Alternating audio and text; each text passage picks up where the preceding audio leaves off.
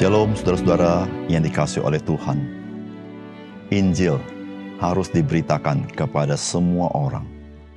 Sebab hanya Injil yang dapat memerdekakan orang-orang dari belenggu kuasa si jahat yang membutakan sehingga banyak orang disesatkan dan di dalam kebinasaan. Oleh sebab itu, saudara dan saya adalah orang-orang yang Tuhan Yesus mau pakai untuk memberitakan Injil yang memerdekakan itu. Maukah saudara? Salam jumpa dalam program Tuhan adalah Gembalaku. Saudara, manusia adalah manusia yang buta rohani, tuli rohani, dan mati rohani. Karena memang seluruh manusia telah berada di bawah kuasa dosa, terputus dari relasi dengan Allah. Oleh karena itu, sebuah kesulitan yang absolut bagi manusia untuk dapat memahami kebenaran Allah. Manusia berdosa memahami Allah dengan ukurannya sendiri. Disitulah kita dapat memahami bagaimana efektifnya si jahat itu dengan naturnya sebagai bapa pendusta sejak semula berperan terus menjerat manusia untuk membinasakannya. Si jahat ada kalanya menampakkan diri di dalam kejahatannya. Namun saudara, ada kalanya si jahat menampakkan diri di dalam baju yang berbeda. Semua ia lakukan untuk menjerat manusia yang buta, tuli, dan mati rohani. Oleh karena itu saudara, Yesus Kristus datang ke dalam dunia untuk membinasakan pekerjaan si iblis dan mencari orang berdosa untuk menyelamatkannya. Saudara, mari kita membaca firman Tuhan dari Kisah Rasul pasal 8 ayat 9 sampai dengan ayat 25. Seorang yang bernama Simon telah sejak dahulu melakukan sihir di kota itu dan menakjubkan rakyat Samaria serta belaga seolah-olah ia seorang yang sangat penting. Semua orang besar kecil mengikuti dia dan berkata, orang ini adalah kuasa Allah yang terkenal sebagai kuasa besar. Dan mereka mengikutinya karena sudah lama ia menakjubkan mereka oleh perbuatan sihirnya. Tetapi sekarang mereka percaya kepada Filipus yang memberitakan Injil tentang kerajaan Allah dan tentang nama Yesus Kristus. Dan mereka memberi diri mereka dibaptis, baik laki-laki maupun perempuan. Simon sendiri juga menjadi percaya dan sesudah dibaptis ia senantiasa bersama-sama dengan Filipus. Dan takjub ketika ia melihat tanda-tanda dan mujizat-mujizat besar yang terjadi. Ketika rasul-rasul di Yerusalem mendengar bahwa tanah Samaria telah menerima firman Allah, mereka mengutus Petrus dan Yohanes ke situ. Setibanya di situ, kedua rasul itu berdoa supaya orang-orang Samaria itu beroleh Roh Kudus. Sebab Roh Kudus belum turun di atas seorang pun di antara mereka, karena mereka hanya dibaptis dalam nama Tuhan Yesus. Kemudian keduanya menumpangkan tangan di atas mereka, lalu mereka menerima Roh Kudus. Ketika Simon melihat bahwa pemberian Roh Kudus terjadi oleh karena rasul-rasul menumpangkan tangannya, ia menawarkan uang kepada mereka serta berkata, berikanlah juga kepadaku kuasa itu, supaya jika aku menumpangkan tanganku di atas seorang, ia boleh menerima Roh Kudus. Tetapi Petrus berkata kepadanya, binasalah kiranya uangmu itu bersama dengan engkau, karena engkau menyangka bahwa engkau dapat membeli karunia Allah dengan uang. Tidak ada bagian atau hakmu dalam perkara ini, sebab hatimu tidak lurus di hadapan Allah. Jadi bertobatlah dari kejahatanmu ini dan berdoalah kepada Tuhan supaya ia mengampuni niat hatimu itu. Sebab kulihat bahwa hatimu telah seperti embun yang pahit dan terjerat dalam kejahatan. Jawab Simon, hendaklah kamu berdoa untuk aku kepada Tuhan, supaya kepadaku jangan kiranya terjadi segala apa yang telah kamu katakan. Setelah keduanya bersaksi dan memberitakan firman Tuhan, kembali mereka ke Yerusalem, dan dalam perjalanannya itu mereka memberitakan Injil dalam banyak kampung di Samaria. Saudara yang dikasihi oleh Tuhan, Simon adalah seorang tukang sihir dan ia sangat terkenal di Samaria. Bahkan orang-orang Samaria berpikir bahwa Simon itu melakukan segala sesuatu dengan kuasa Allah. Kita tidak heran dengan apa yang terjadi di kota Samaria ini. Bukankah hari ini berapa banyak orang percaya kepada hal-hal yang kelihatannya supranatural atau kelihatan religius, namun tidak mempertimbangkan dasar-dasar kebenarannya sama sekali. Saudara, Filipus pergi ke Samaria memberitakan Injil kerajaan Allah dan nama Yesus Kristus. Maka saudara, terjadi perubahan radikal di kota Samaria itu.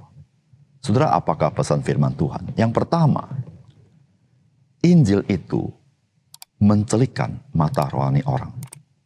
Saudara, firman Tuhan berkata begini, Seorang bernama Simon telah sejak dahulu melakukan sihir di kota itu dan mentakjubkan rakyat Samaria, serta belaga seolah-olah ia seorang yang sangat penting. Semua orang besar kecil mengikuti dia dan berkata, orang ini adalah kuasa Allah yang terkenal sebagai kuasa besar. Dan mereka mengikutinya karena sudah lama ia mentakjubkan mereka oleh perbuatan sihirnya. Tetapi sekarang mereka percaya kepada Filipus yang memberitakan Injil tentang kerajaan Allah dan tentang nama Yesus Kristus. Dan mereka memberi diri mereka dibaptis, baik laki-laki maupun perempuan. Saudara yang kasih dalam Tuhan, manusia selalu mengikuti apa yang menakjubkan. Salah satunya adalah hal-hal yang supranatural atau menakjubkan dalam hal kereligiusannya. Di kota Samaria, mereka sangat mengagumi seorang bernama Simon, seorang sihir. Tetapi penduduk Samaria melihat Simon adalah orang penting, dipakai oleh Tuhan mengadakan hal-hal yang bagi mereka supranatural. Namun saudara, mereka tidak pernah mempertimbangkan apakah dasar dari apa yang dilakukan Simon. Mereka tidak mempertimbangkan latar belakang daripada Simon. Mereka tidak mempertimbangkan apa yang ditulis oleh kitab suci. Yang mereka lihat hanya supranaturalnya, lalu mereka menyimpulkan bahwa Simon itu adalah orang yang dipakai oleh Tuhan. Saudara, bukankah hari ini terjadi seperti itu? Saudara, berapa banyak orang mengagumi hal-hal yang supranatural yang dilakukan oleh seseorang, tidak peduli orang itu ajarannya apa. Bukan saja itu saudara, orang-orang mengagumi religiusitas seseorang tanpa melihat dasar-dasar kebenaran yang dipegang olehnya. Hanya atas dasar hal-hal yang nampak lahiriah. Saudara yang dikasihi oleh Tuhan, ketika terjadi seperti itu yang sudah begitu lama, di mana Simon menakjubkan orang Samaria, Filipus ada di Samaria dan memberitakan akan Injil kerajaan Allah dan nama Yesus. Saudara, Injil mengubah orang-orang di Samaria. Mereka dilahirkan kembali, mereka celik rohani, sehingga mereka tahu Tuhan Allah yang sejati yang seharusnya mereka percaya, yaitu di dalam Yesus Kristus. Termasuk Simon yang tadinya seorang ahli sihir. Kemudian ketika mendengar Injil, dia menjadi percaya. Saudara, Injil itu mencelikkan mata rohani seseorang. Injil itu membuat telinga orang yang tuli mendengar akan firman Allah. Injil itu membuat orang yang mati rohani, yang tidak bisa merespons kepada penyataan Allah, menjadi hidup. Dan dia boleh mengenal Allah di dalam Yesus Kristus. Saudara, ketika dia mengenal Allah yang sejati, maka dia bisa membedakan mana yang bukan. Saudara, itulah pentingnya Injil perlu diberitakan. Saudara, ketika Injil diterima oleh seseorang, ketika orang menerima Yesus, maka saudara, mata rohani terbuka. Maka hal-hal yang tadinya dia anggap sebagai sesuatu patokan dalam hidupnya, namun ketika dia melihat Injil, dicelikan oleh Tuhan, dia mulai pandangan berubah dan dia tahu patokan apa yang dia harus pegang, yaitu kebenaran firman Tuhan. Saudara yang kasih dalam Tuhan, penting sekali, pertama-tama orang boleh mendengar Injil dan menerima Yesus. Karena ketika dia menerimanya, terjadi perubahan radikal dalam hidupnya. Dia menjadi celik mata rohaninya, sehingga dia bisa membedakan apa yang terjadi di dunia ini. Saudara, oleh karena itu saudara, mari beritakanlah Injil. Dan saudara, mari beritakanlah Yesus. Karena itu mengubah hidup orang. Yang kedua, saudara, pemberian Roh Kudus setelah hari Pentakosta kepada bangsa-bangsa lain, termasuk kepada bangsa Samaria dan bangsa-bangsa di luar bangsa Yahudi, itu diawali oleh para rasul di dalam rangka kesatuan tubuh Kristus dan di atas dasar kitab suci.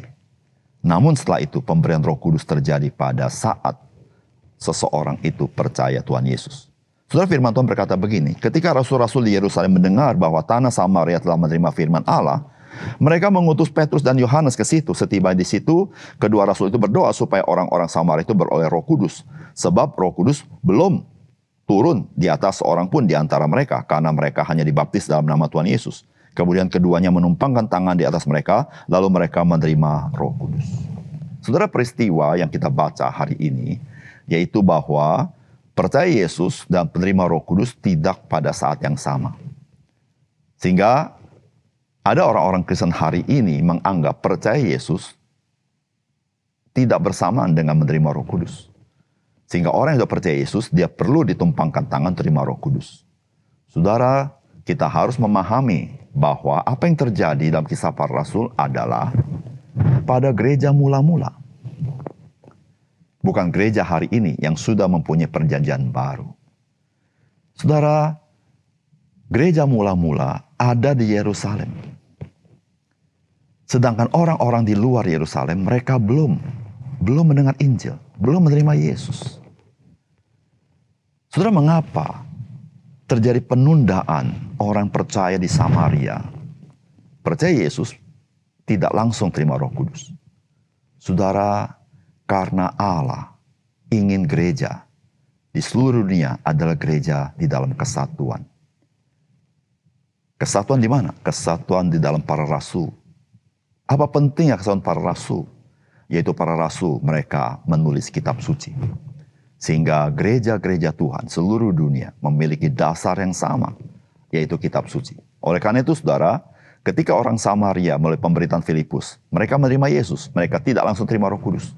Tetapi perlu rasul datang ke Samaria, menumpangkan tangan atas mereka, mereka menerima Roh Kudus.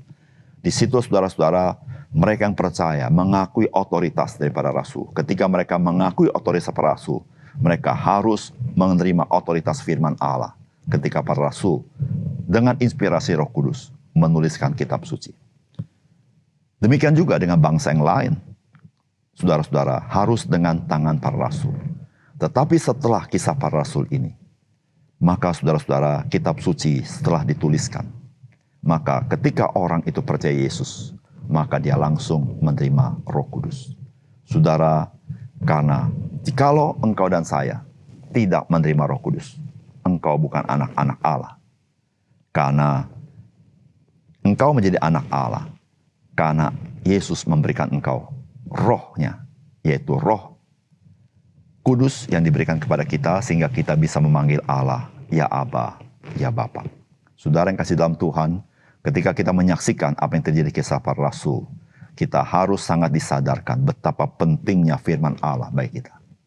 Betapa pentingnya strategisnya firman Allah di hadapan Tuhan bagi saudara dan saya. Karena firman Allah itu begitu penting, maka Allah bekerja dengan caranya sendiri supaya orang-orang percaya di Samaria mengakui otoritas rasul. Sehingga saudara, firman Tuhan ketika ditulis menjadi dasar bagi seluruh orang percaya. Oleh karena itu saudara, engkau dan saya harus menjadi orang-orang percaya yang bersandar kepada firman, yang membaca firman, merenungkannya, dan hidup di dalamnya. Mari kita berdoa.